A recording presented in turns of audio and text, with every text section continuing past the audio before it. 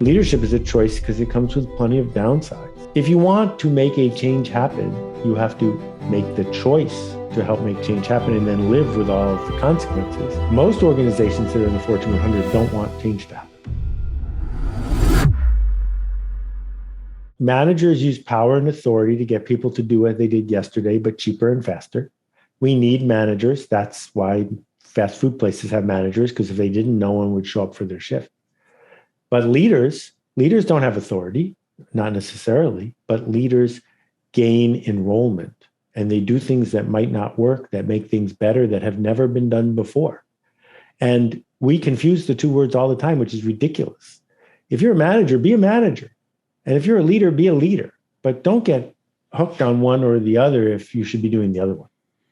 I was reading Tribes this morning again. A Quake book. It's on the backlist. Obviously, it'll be there forever. You write, leaders have nothing in common. They don't share gender or income level or geography. There's no gene, no schooling, no parentage, no profession. In other words, leaders aren't born with it. I'm sure of it, you write. Actually, they do have one thing in common. Every tribe leader I've ever met shares one thing. That is the decision to lead. Leadership is not a title. Leadership is a choice. Love to hear you expound more on this fact of leadership being a choice.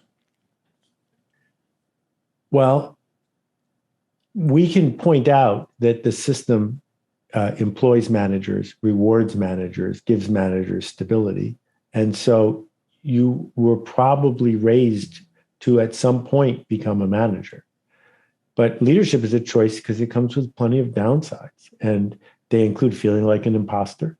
They include not being sure of what you're going to do next. They include having people you don't have authority over that you need to influence. If you want to make a change happen, you have to make the choice to help make change happen and then live with all of the consequences. And you might not even get paid as much as a manager does. But what you get is the satisfaction of knowing that you did something. What would you do if you were in charge instead of that? The first thing is I would be clear with my stakeholders, which include my employees, my board, my shareholders, that I'm here to make change happen. And if they don't want that, I'm in the wrong place. Most organizations that are in the Fortune 100 don't want change to happen.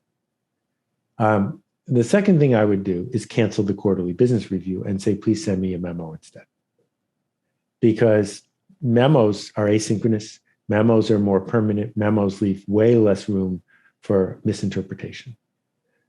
And then I would say, all right, well, I personally cannot change this organization. I can create the conditions for change.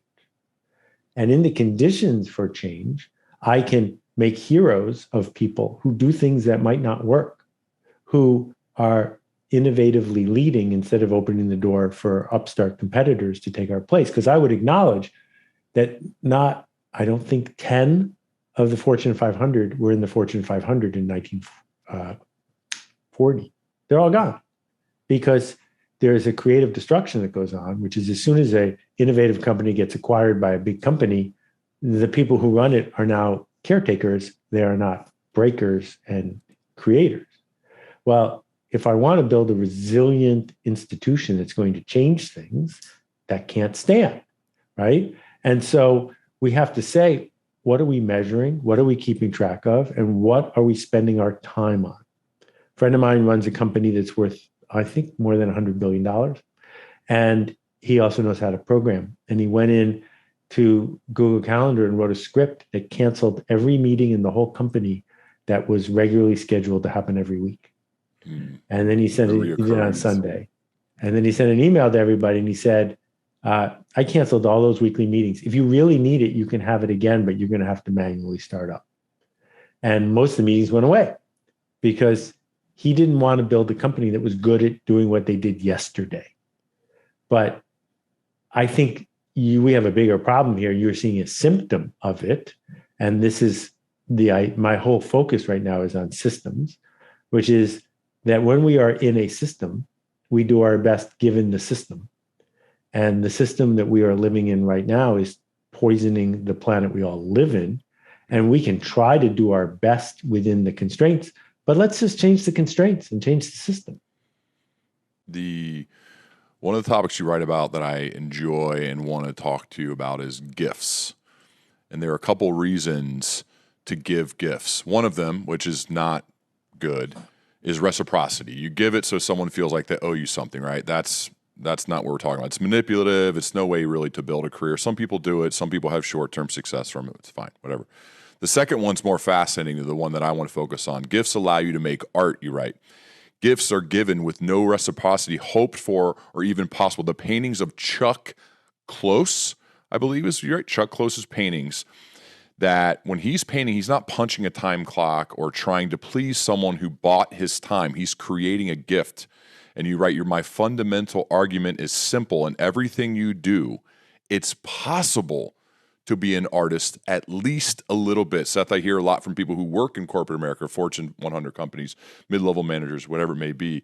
And they're like, dude, yeah, it's nice that you can do all this creative stuff and it's fun for you. You can be an artist and all that and write books. But that's not really how it works in my world. And I push back on that heavily, saying it can if you make the choice about gifts and about being an artist. And as you write, being in everything you do, everything, it's possible to be an artist even just a little bit. I want to continue to push that message. It's something I wanted to bring up with you. Well, let's start from the what do I give, what do I get mindset first, which is take a look, if you're in one of those systems, about the people who have jobs you wish you had. Did they get those jobs by being more obedient than you and working more hours than you? Can you out-obedience everybody? And can you out-hour everybody to move up? Because a few people get jobs that way, certain lawyers, for example. But in general, that is not the way people move up. They move up because they did something other people were afraid to do, because they did something that might not work, because they did something that was generous. And the second one is, whether you move up or not, let's acknowledge how much privilege you have. That I was super lucky with where I was born, how I was raised, the benefit of the doubt that I got all along the way unfairly, the caste that I'm in. And even if you don't have that background, you still have privilege in that you get to work indoors, you have time to listen to cool podcasts, and you get paid well. What are you going to do with it? Are you just going to grind your way out like a ditch digger? Or are you going to say, wait a minute, I got an hour where no one's checking what I'm doing. Why don't I spend that hour organizing a book group?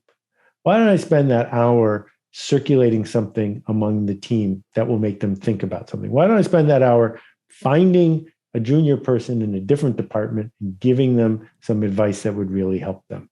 Not because they're ever going to repay me, because they're not, but because my act of doing that will make me feel like a different person.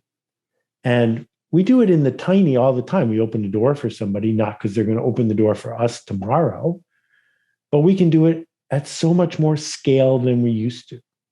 And, the typical person who's listening to this on average spends 7 hours a day with television or social media. What are you getting from that 7 hours? What would happen if instead part of that time was spent creating something that other people looked for, were elevated by, instead of just consuming something and being driven and dragged to the next trend of the day? Because if you add it up, the trend of the day a year ago didn't add up to very much. And so everyone I've ever met has done at least one thing in their life that was interesting, creative, generous, possible, expanded the boundaries. If you can do it once, that means you can do it again. Hey everyone, I am Ryan Hawk, host of the Learning Leader Show and owner of this YouTube channel. I just learned a fascinating stat, and that is 95% of people who view our videos are not yet subscribed. And so, if you'd like to ensure you're seeing all of the amazing interviews we're going to do, and we have some good ones coming up, then smash that subscribe button. I know everyone says that, but it's critical to ensure you're seeing what we have coming up. So I thank you for viewing, and I look forward to you being a part of this learning leader journey moving